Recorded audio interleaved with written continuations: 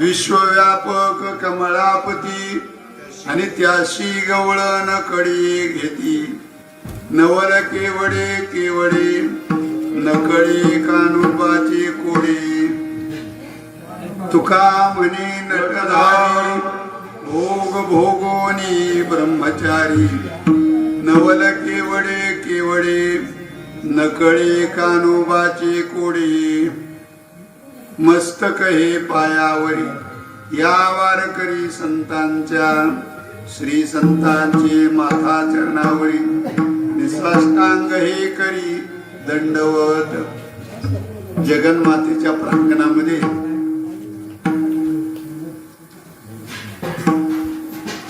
ज्ञानोबारांच्या ग्रंथाचं अध्ययन पारायण आपण केलं आणि त्यानिमित्त हे कीर्तन शिवाय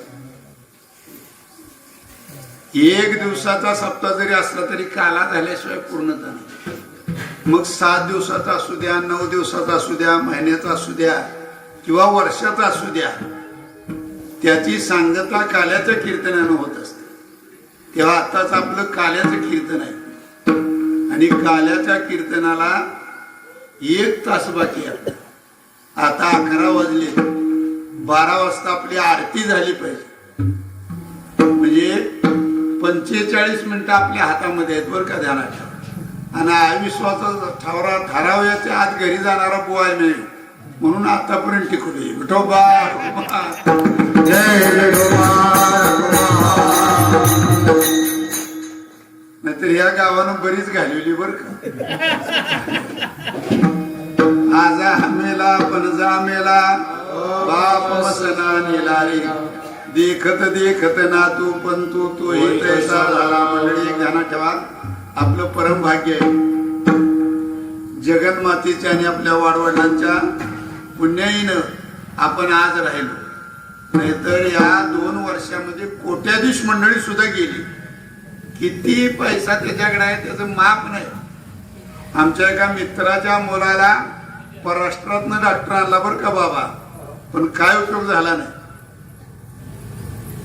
त्याच्या त्या 14व्या वेळेला कीर्तन करत असताना माझ्या सुद्धा डोळ्यातनं पाणी आलं का कारण माणूस तसा खर्च करणारा होता पण काही मृत्यू कोणालाही सुट्टी देत नाही।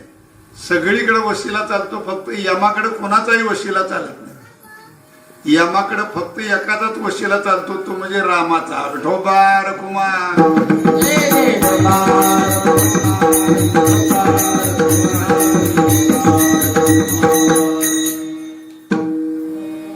म्हणून राम नाम जी मंडळी घेतात ना त्यांना भिण्याचं काम नाही। ज्याच्या जवळ राम आहे ना तो आरामशीर राहू शकतो आणि ज्याला आराम पाहिजे असं वाटत असेल त्याने रामाला विसरता कामा नये। विसरली तया थोर झाली हानी आणि पचतील खानी 84च्या विठोबा रखुमाई।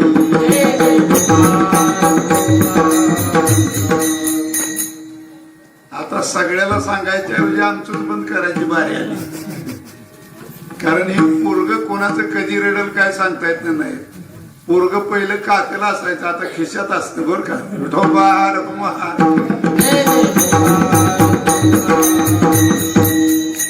कारण पोरग तेवढं बारीक झालं। विज्ञान युग आहे अजून पुढं काय निघेल काय सांगता यायचं नाही। यांनी काय केलं माहितीये फोटोवाल्यांचं दुकान बंद केलं। मोबाईल मध्ये फोटो येतो पुन्हा फोनवाल्याचं सगळं जे काय आहे का नाही ते सगळं पैशाचे व्यवहार सुद्धा याच्यातनं चालायला लागलेले आहे। त्याचं कारण असं आहे जगत इतकं पळायला लागले की त्याला वेळच नाही। तुमचं ऐकायला सुद्धा वेळ नाही। आम्ही विचार केला माणसं कमी का असते ती कमी का असते म्हणजे तुमचं ऐकायला त्यांना वेळ सुद्धा नाही इतकी गडबड आहे। विठोबा रखुमार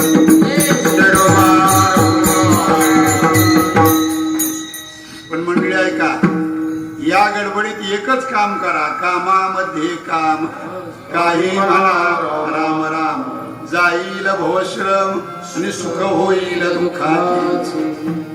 आपण जी पळापळी करतोय ती सुखासाठी आणि सुख जर पाहिजे असेल तर फक्त भगवंताकडे, फक्त ते संतांच्याकडे सुख आहे, इतरत्र कुठेही सुख नाही. संसारातल्या दिसणाऱ्या वस्तू ज्या आहेत त्या दिसणाऱ्या वस्तू आहेत, त्या दिसणाऱ्या आहेत, त्याची चकाकी आहे, पण फळ तसं नाही बरं का. जसं स्वप्नातलं खरं नाही. स्वप्नात आपल्याला 10,000ची लॉटरी लागली, खरं आहे का? नोटच खरं नाही तर लॉटरी कशाची खरी? त्याप्रमाणे संसार आहे. संसार नव्हे स्वप्न घे माय, बाप रखुमादेवर विठ्ठलाची वेगी धरा पाय. तेव्हा अनंत ब्रह्मांडे उदरी, हरी हा बालक नंदा घरी. जगद्गुरु तुकोबारांचा 5 चरणाचा आठवण. ज्याच्या पोटामध्ये अनंत ब्रह्मांड आहे, ज्याच्या पोटामध्ये एक ब्रह्मांड नाही, अनंत ब्रह्मांडे उदरी, पण तो कोणाच्या घरी आहे? हरी हा बालक नंदा घरी. आणि नंदाच्या घरी येण्याचं कारण जर काय असेल तर नंदराजाने केलेलं तप आहे बरं का जाणार. म्हणून नंदाच्या गायी भगवंताने राखल्या. नंदाच्या गायी भगवंताने राखल्या, त्याचं कारण जर काय असेल तर नंदाने केलेलं तप आहे. काय त्या गायींचं सुद्धा भाग्य असेल की ज्या गायीच्या पाठीवरनं देवाचे हात फिरले. काय त्या घोड्यांचं भाग्य असेल ज्या घोड्यांच्या पाठीवरनं देवाचे हात फिरले. न घेता कवडी आणि धुतो अर्जुनाची घोडी. आपल्याला वेळ जर मिळाला का नाही तर बघूया घोडी कोण होती ती. गंमत अशी आहे,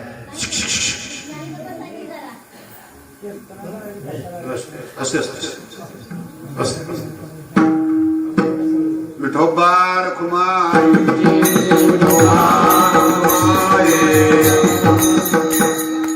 अनंत ब्रह्मांडी उदरी, हरी हा बालक नंदा घरी.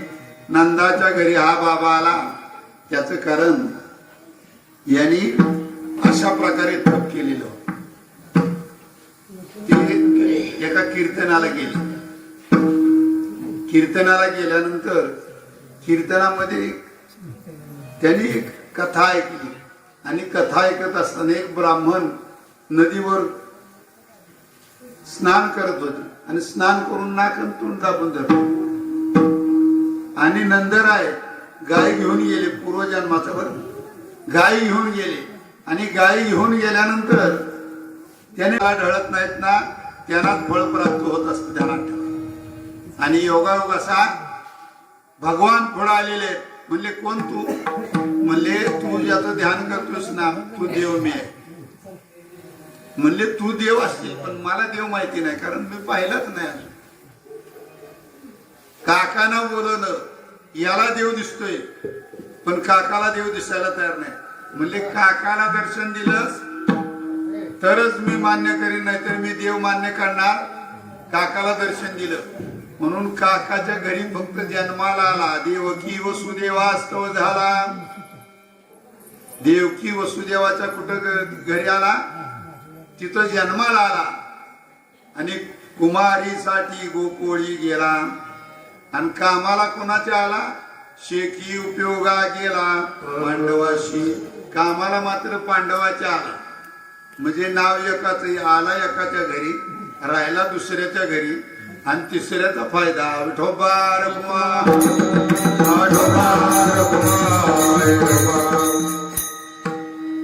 हे सुद्धा नवलच आहे बरं का ध्यानात ठेवा. आता जसं आपण म्हणतो ना, काय पोरण सुनासून करायचे, आम्हाला कोणी सांभाळत, हे सुद्धा नवलच आहे आपलं. विठोबा रखुमा.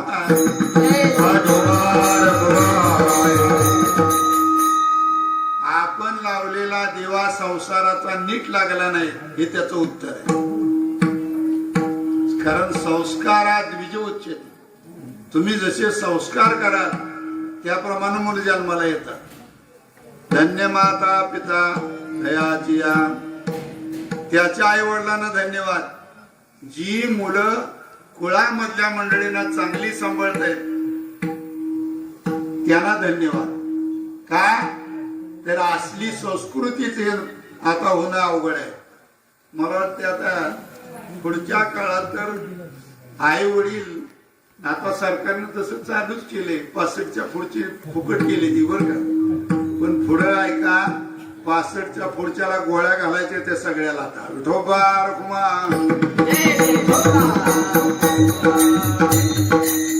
आधार खाती ठेवून तरी काय करायचे उगाच बिनकामाचे खायला भार. पण ऐका नीट ऐका, मुरलेलं जे फळ आहे ना ते वाया जात नाही, मुरलेलं फळ वाया जात नाही. त्याप्रमाणे म्हाताऱ्या माणसाचा एखादा जरी अनुभव तुमच्या कामाला आला तरी वाया जाणार नाही. का त्याचं खरं कारण आहे शुद्ध बीजा पोटी फळे रसाळ कोमटी. ज्याचं बीज शुद्ध आहे ना त्याला फळं चांगली येत असतात. तेव्हा संस्कार आद्विजोच्यते, संस्काराची अत्यंत गरज आहे. संस्कारहीन समाज झालेला आहे.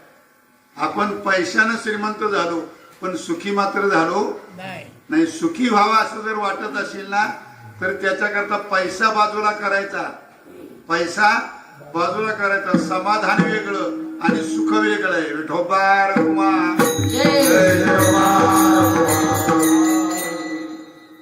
आम्ही भेटेल त्याला म्हणतो कसं काय, ते म्हणतो बरं आहे बरं आहे. मग त्याला विचारायचं बरं आहे का सुखी आहेस तू, मग सुखी आहेस का म्हणल्याने तू म्हणतो हाय ती बरं आहे, आपली झाकली मूठ 1.25 लाखाची. विठोबा रखुमा सुखी ज्याने व्हावे जगने व्हावे आणि आज्ञाने लावावे सन्मार्गाशी. आज्ञाने मंडळी सन्मार्गाला लावणं हे खरं सुख आहे. आणि ते सुख देण्याकरता भगवान श्रीकृष्ण नंदाच्या घरी आले. कोणाच्या घरी आले? नंदाच्या घरी आले. म्हणून देवकी वसुदेवास्तव झाला, कुमारीसाठी गोकुळी गेला आणि शेखी उपयोगा गेला. पांडवाशी एक म्हणती नंदाचा, एक म्हणती वसुदेवाचा, ठावची नाही बापाचा आकुळीसाचा. श्रीकृष्ण बालवयात काय भानगडी केल्या ही सगळ्याला आपल्याला माहिती. मला वाटतं किती वर्ष आहे यंदाच? 41 वर्ष तुम्ही ऐकत आला. 46 म्हणजे 4च वर्ष राहिले ते आता 50. हाय तोपर्यंत आपला हाय नंबर बरं का 50 पर्यंत. विठोबा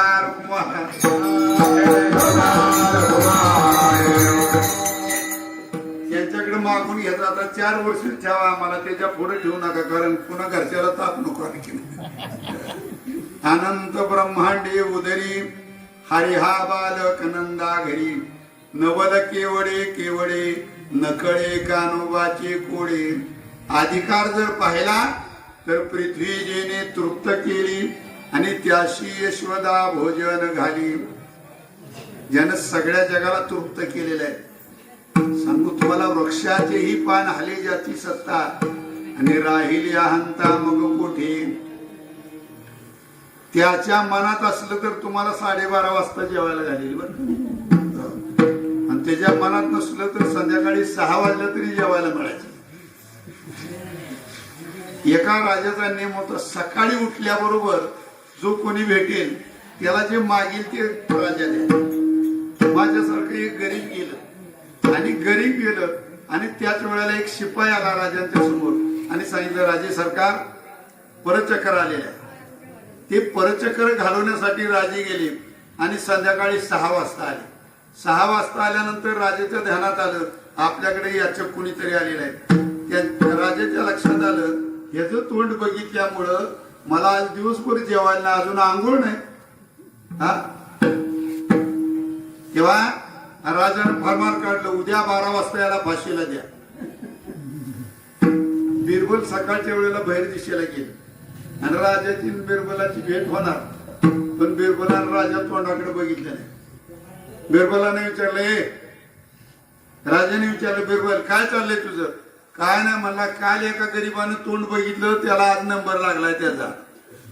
आज मी बघितलं तर उद्या माझा नंबर लागेल. गवर मला सोडणार नाही म्हणून शानं बनून आपलं तुम्हाला बाजूने देऊन गेलेलं बरं आपलं. म्हणले त्याच्या समोर येण्याचा आणि तुमचा काय संबंध आहे? परचक्र जे येणार तो हे ठरलेलं होतं.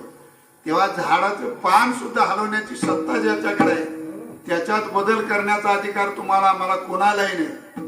कारण देवाने एक बटन असं ठेवलेलं आहे, ते बटन कधी बंद करील सांगता येणार नाही. कसलाही राजा असू द्या नाही तर महाराजा असू द्या,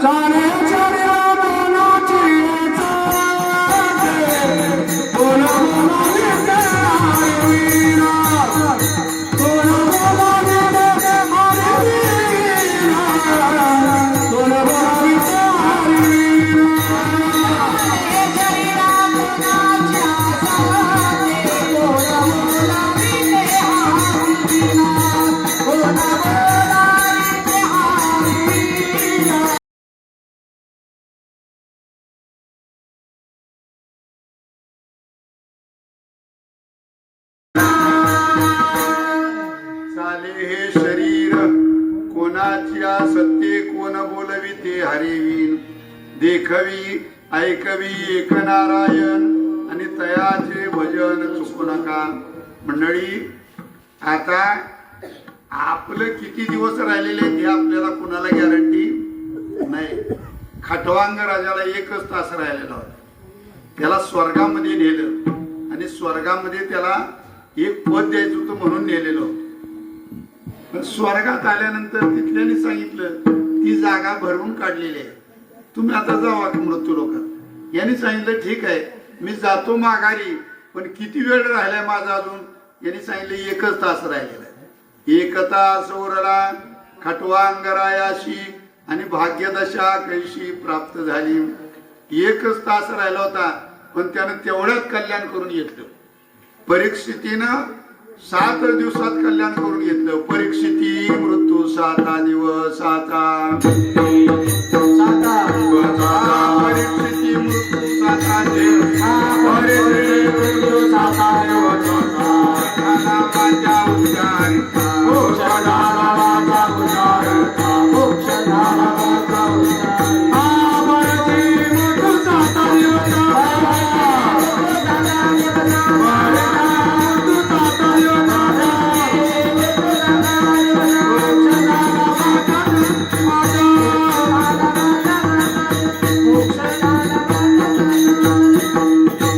परीक्षिती मृत्यू 7 दिवसाचा आणि मुक्त झाला वाचा उच्चारिता. राजा परीक्षितीकडून एक चूक अशी झाली, जरासंधाचा वध केल्यानंतर त्याचा जो टोप होता तो टोप एका खोलीमध्ये बंद केला. त्या खोलीला कुलूप लावलं आणि ते शील केलेलं आहे. त्याच्यावर लिहिलं ही खोली कधी उघडायची नाही. अशी काही शापित स्थळ आहेत बरं का की तिथं कधीच जायचं नाही. पण एकच राजा असा होऊन गेला, त्यानं सांगितलं मी राजा आहे, माझी आज्ञा मान्य करावी लागेल. एक माणसं ध्यानात ठेवा, सत्तेपुढं शहाणपण चालत नाही. प्रधानजीने सांगितलं मी खोली उघडायला तयार आहे, पण होणारा परिणाम तुमचा तुम्हाला भोगावा लागेल. खोली उघडली, तो टोप धारण केलेला आहे आणि टोप ज्या दिवशी धारण केला आणि ज्या दिवशी जंगलामध्ये हा राजा गेलेला आहे, राजा परीक्षिती योगायोगाचा तानेनं व्याकुळ झाला. एका ऋषींच्या आश्रमामध्ये गेलेला आहे, पण ऋषी ध्यान मी राजा आलेलो आहे, मी आल्यानंतर मला निदान चहा पाणी विचारायचं जाऊ द्या, पण पाणी तरी द्यावं का नाही. काही विचारणा केली नाही. याला राग आला, एक मेलेला सर्प उचलला आणि राजाच्या ऋषीच्या गळ्यात अडकवला, निघून आला. ऋषीचा मुलगा आला आणि त्याने बघितलं आपल्या वडिलांची कोणीतरी थट्टा केलेली आहे. थट्टेचा परिणाम थट्टा रावणाने केली, नगरी सोन्याची बुडविली. थट्टा रावणाने केली आणि काय केलं माहितीये, सोन्याची नगरी घालवली. त्याला कारण जर काय असेल, सोन्याची नगरी गेली एक कारण असं, सीता ही रावणाची आजीवर का विठोबा रखुमा. आता रावणाकडे सामर्थ्य होतं, सीतेला जो उचलून घेऊन आलेला आहे त्याला बलात्कार करणं इतकं अवघड होतं का. पण रावण ज्या वेळेला पडला त्यावेळेला रावणाला विचारलं, रावणा इतकं सगळं तुझ्या ताब्यात असताना तू हे काय केलं नाहीस. म्हणले त्याचं कारण तुम्हाला माहित नाही, मी तिच्या दारात ज्या वेळेला गेलो होतो त्यावेळेला भिक्षान देही माय भिक्षा वाढ, मी माय म्हणून शब्द उच्चारलेला आहे. आणि जिथं आई म्हणलेलं आहे तिथं जर व्यभिचार केला ना तर मातेच्या ठाई अर्जुना केली या दोन्ही पतना कारण होती. आईच्या ठिकाणी आवज्ञा आणि कामना केली की पतनाला कारणीभूत होत असते.